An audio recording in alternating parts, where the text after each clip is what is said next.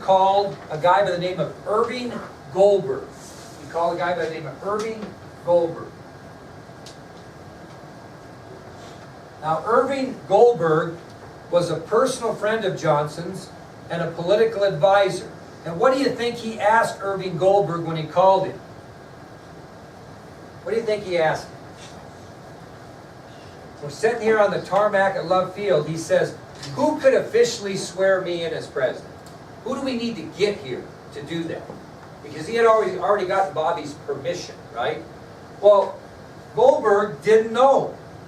So he called a friend of his, a United States attorney by the name of Barefoot Sanders. And here's a picture of Barefoot Sanders with President Kennedy right here. So Goldberg doesn't know the answer on which individual can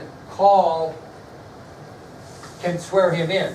So Goldberg then calls U.S. Attorney Barefoot Sanders and asks him, hey, who can swear Vice President Lyndon Johnson in at this point?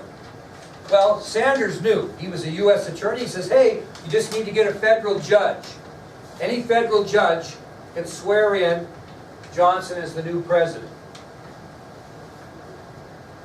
Well, Goldberg got the information back from Sanders, and then he called Johnson and said, hey, we need to find a federal judge to swear you in.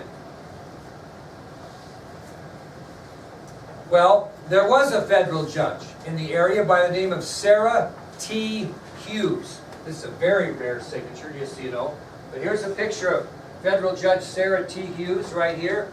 She was called by Goldberg and asked if she would come to Love Field and swear in Lyndon Johnson as the new president.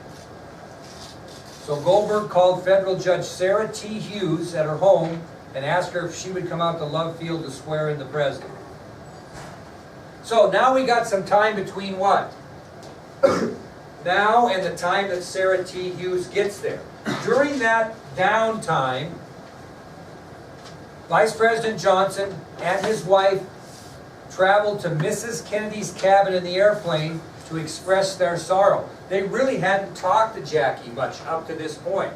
So after the arrangements were made for Sarah T. Hughes to come and swear in Johnson as the new president, the Vice President and his wife, Lady Bird, go into Mrs. Kennedy's cabin on Air Force One to express their sorrows. Now this is incredible. It's just amazing, this whole thing. So, according to Mrs. Johnson, when they walk in there, Jackie's still in the strawberry pink suit, nylons, stained with blood, stained with brain matter, her right glove bloody as can be. And Mrs. Johnson suggested politely that maybe Mrs. Kennedy might want to change and clean up a little bit before the swearing in, because they wanted her to be part of that. They wanted her to be a witness to that. And they weren't being mean, and I think Jackie would probably want to be a witness. But they, she was kind of saying, Jackie, you want to go? You know what Jackie's response was? No, I want them to see what they've done to Jack. She refused to change out of that all the way back to Washington, D.C. And when I show you video when she gets out of the airplane back at Andrews Air Force Base in D.C., you can see the blood-stained nylon still there. So Mrs. Johnson suggests to Mrs. Kennedy that she might want to clean up and change prior to the swearing in of Vice President Johnson. She said, no, I want them to see what they've done to Jack. Well, Judge Hughes arrives at Air Force One, and at 2:38 p.m., Vice President Lyndon Johnson was sworn in as the nation's 36th President of the United States, which led to a very famous photo that was taken by White House photographer Cecil Stoughton.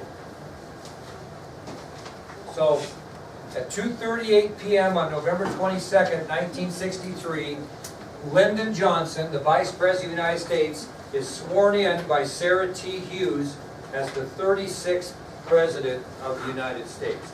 And here's a picture of that. This picture was taken by Cecil Stoughton. He was the White House photographer. Remember I told you about him before, that President Kennedy would always have him sneak in and take pictures of children. What are these numbers for? I'm going to tell you, so you know who they are. Okay,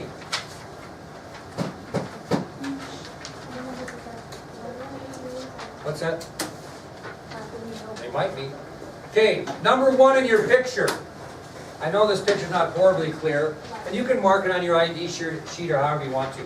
Number 1 in your picture, you see number 1? That's Malcolm Kilduff.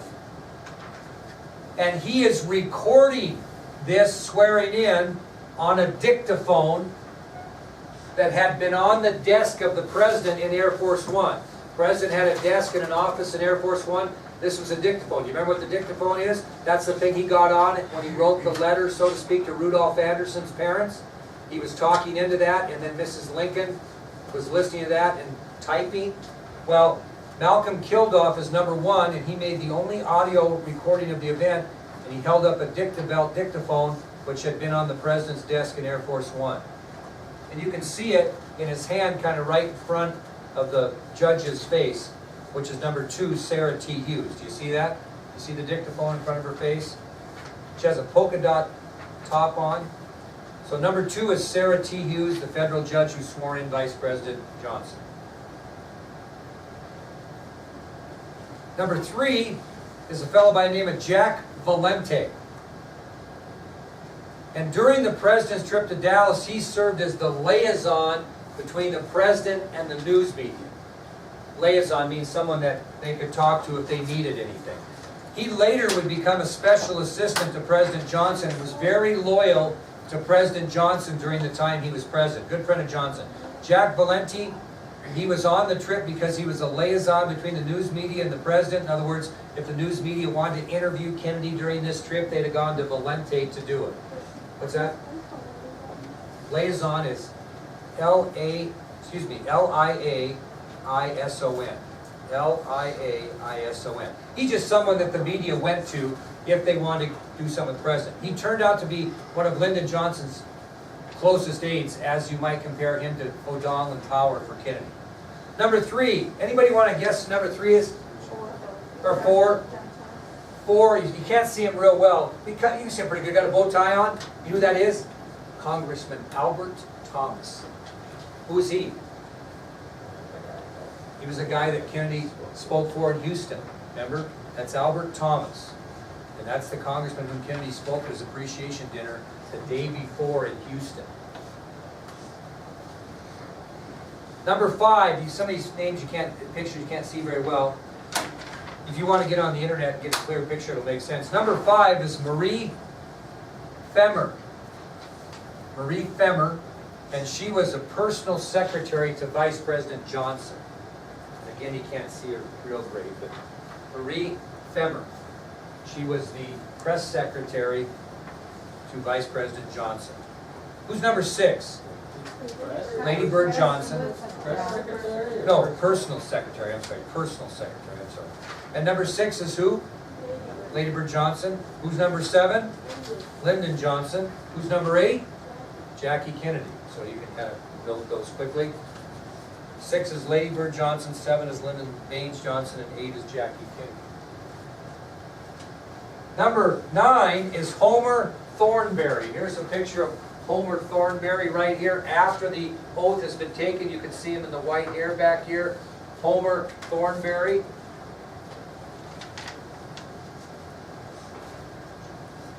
And he was a former congressman from Texas.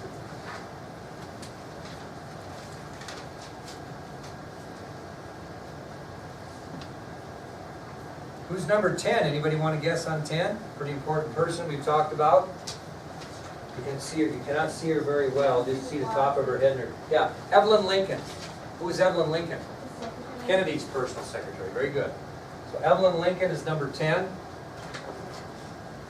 Who's 11? Important person. Pushy son of a gun. Roy Kellerman is number 11. Roy Kellerman.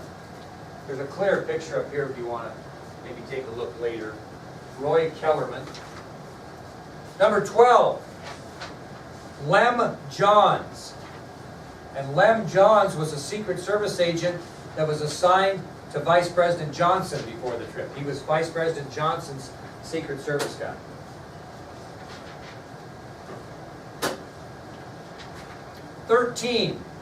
Pamela Tunyer. Pamela Tunyer, she was the personal assistant to Jackie Kennedy. Personal assistant to Jackie Kennedy.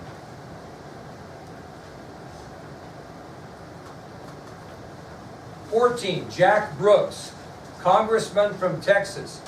He served 42 years in the House of Representatives. Brooks, did I spell it wrong? Yeah. B-R-O-O-K-S, sorry. Jack Brooks. He was a congressman from Texas who had served 42 years in the House. He was in the motorcade during the assassination. But that's a long tenure, 42 years. How long is our House terms? Anybody know? 2 years. Yeah, 2 years. 42 total. That would be 21 elections. 15, Bill Moyers. Now, he served as press secretary from 1965 to 67, so who was he close to? LBJ. And he was there. And he also was hired by Sergeant Schreiber to be the public affairs director for the Peace Corps. So he was in the administration. Okay? So Bill Moyers was White House press secretary from 65 to 67, so you know he was close to Lyndon Johnson, but he also served as the public affairs director for the Peace Corps during that time. And who's 16? Police chief. He's not on there? Yeah, you can just see the top of his head and his glasses. That's Jesse Curry. Those were the people there. Now, I have to run over to give my spiel on AP US history to the sophomores in world history. What I'd like you to do is quietly sit, or if you want to go look up at a more clear picture, etc. Well, we're not done yet. That's all that was in the picture. Tomorrow, for those that are gone, we're going to give you about 10 minutes worth of notes and then show you a video. Well, most of you are here tomorrow. So we'll continue this and show you a video tomorrow. But if you want to, you know, I'm kind of a pushy guy, but get up and look at some of those pictures. I worked hard to get those so you can see them. Take a look at them, see what we're talking about. I'll be back.